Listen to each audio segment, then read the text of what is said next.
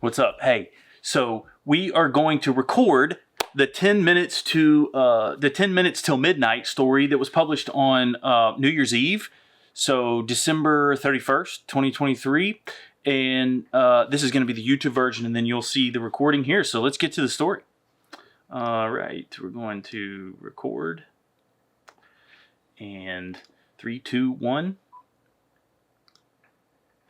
10 minutes till midnight. Written by Oscar Johnson Small, December 31st, 2023. It was the first freeze of the winter in the North Carolina mountains, and we needed to make sure the pipes wouldn't freeze. I'd settled into the top shelf bunker in the makeshift pump house, rereading chapter 13, The Lordly Buffalo, from Roosevelt's Hunting Trips of a Ranchman and the Wilderness Hunter. The buffalo is easier killed than is any other kind of plains game, but its chase is very far from being the tame amusement it has been lately represented.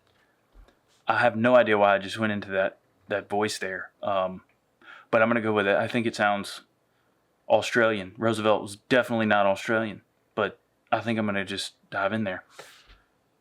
It's a genuine sport.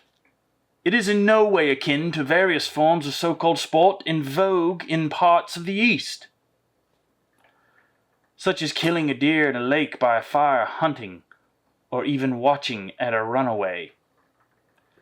Drifting off to Roosevelt's hunting tales guarantees a hardihood man a night full of rifle-slinging, horseback, Wild West campfire dreams. The book slid through my fingers and onto my chest. I rolled over, reached up, placed my finger on the light switch.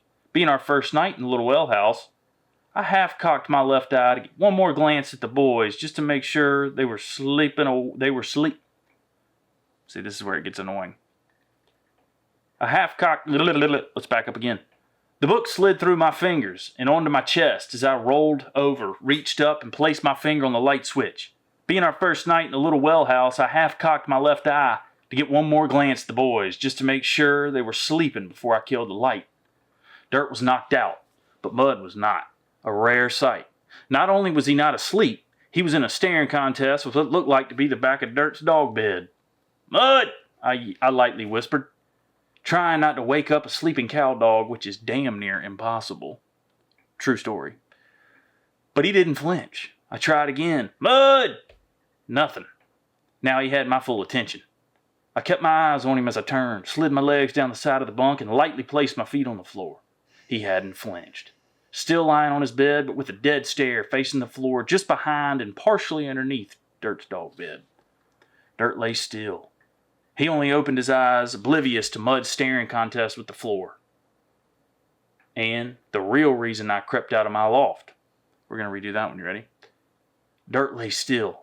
He only opened his eyes, oblivious to Mud's staring contest with the floor, and the real reason I crept out of my loft.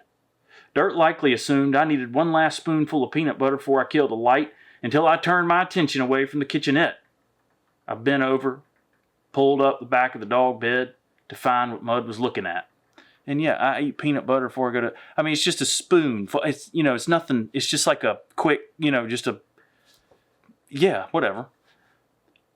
Dirt stayed laying, only turning his head as I reached down and lifted the back of his bed. I didn't get half an inch from the cushion when the floor, Mud...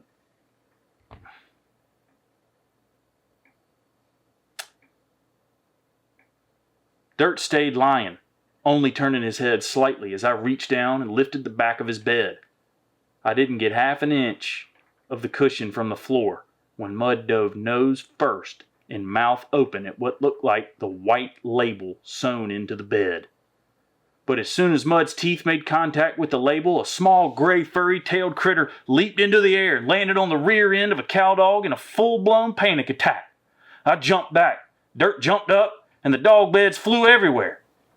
Now, Mud was gnawing at Dirt's backside, and Dirt was growling and spinning, trying to buck off the mouse and nip Mud at the same time. Anarchy would be unavoidable if someone didn't take control of this situation soon. Now, I've never claimed to put eyes on Bigfoot, nor do I believe in ghosts. And the only out-of-body experience I've ever had is when I took a shot of Carolina Reaper-infused silver tequila in a 99-degree heat in early August from a man who went by the name Wild Bill. who was holding an ornery old chihuahua on Folly Beach nearly a decade ago. Now, I've never claimed to put eyes on Bigfoot, and nor do I believe in ghosts. And the only out-of-body experience I've had is when I took a shot of Carolina Reaper-infused silver tequila in a 99-degree heat in early August from a man who went by the name of Wild Bill. And he was holding an ornery old chihuahua on Folly Beach. That was about a decade ago. Let me try that one more time. Now, I've never claimed to put eyes on Bigfoot, and I don't believe in ghosts. And the only out-of-body experience I've had is when I took a shot of Carolina Reaper-infused silver tequila in 99-degree heat. Damn, that's a tough voicey. That's a tough voice one. Now, I've never claimed to put eyes on Bigfoot, and nor do I believe in ghosts. And the only out-of-body experience I've had is when I took a shot of Carolina Reaper-infused silver tequila in 99-degree heat in early August from a man who went by the name Wild Bill, who was also holding an ornery old chihuahua on Folly Beach damn near a decade ago. Still, in that moment, and with my left hand on the good book, and my right hand over my heart, I can tell you without a shadow of a doubt and absolute certainty that our 26th president of our United States. Still, in that moment, and with my left hand on the good book and my right hand over my heart, I can tell you without a shadow of a doubt and absolute certainty that our 26th president of these United States, Mr. Theodore Roosevelt, came back to this earth and took over my being. There, in my black silk Mophie's boxer briefs, I stood stern and defined, a pillar of all 200 square feet of the pump house. The broom handle in the corner was suddenly a big stick, and words that would later be edged in the cornerstones of history came bellowing out. "Let the strong survive! Let the weak die!" I shouted as I looked down at the boys, everything now in slow motion. Like a U.S. cavalry commander, my left hand slowly raised up, giving the stay command. The boys acted with impeccable discipline. My right hand reached down and grabbed the mouse from Dirk's rump. Then I reached across my chest, unlatched the door, and lightly launched the mouse back to the safety of the other side of the 2-acre field. I closed, latched the door, turned around to face the boys. Both sat perfectly calm, awaiting their next order.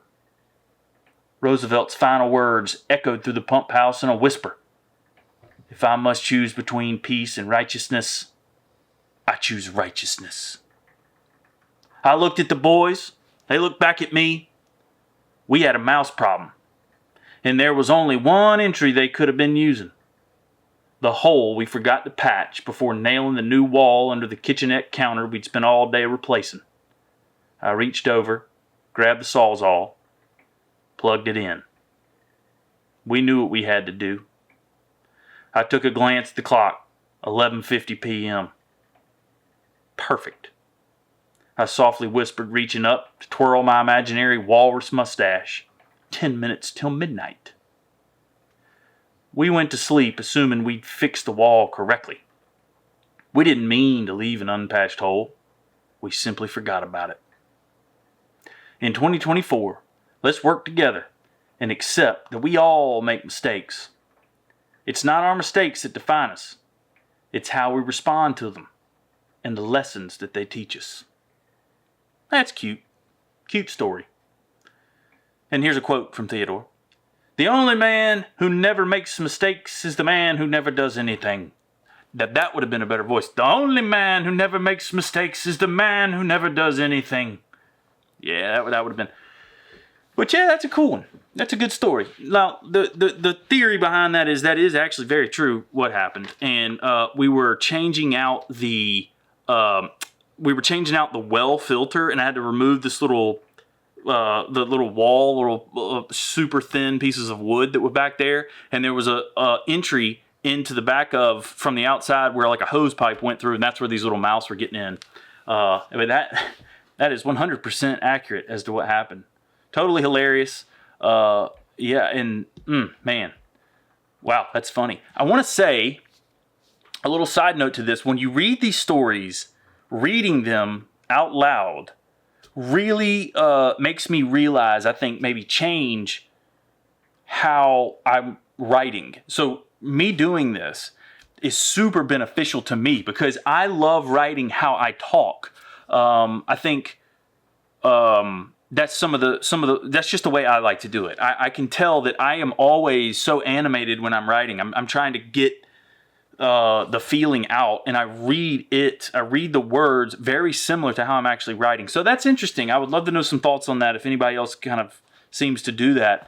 But when we're talking about, intellectual books or, I don't know, I can't imagine some of the books that I'm currently reading now being written with that in mind. And I think that's kind of the beauty of how we all operate. Everybody's different in how that works, but being able to read these back really make me realize how much shorter I could make sentences and how you can clean things up. So anyway, it's an interesting thing.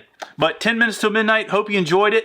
Stick around. We're going to keep doing this and updating these posts with some audio. And yeah, that one was from back in early the New Year's. So 10 minutes till midnight, right on New Year's Eve.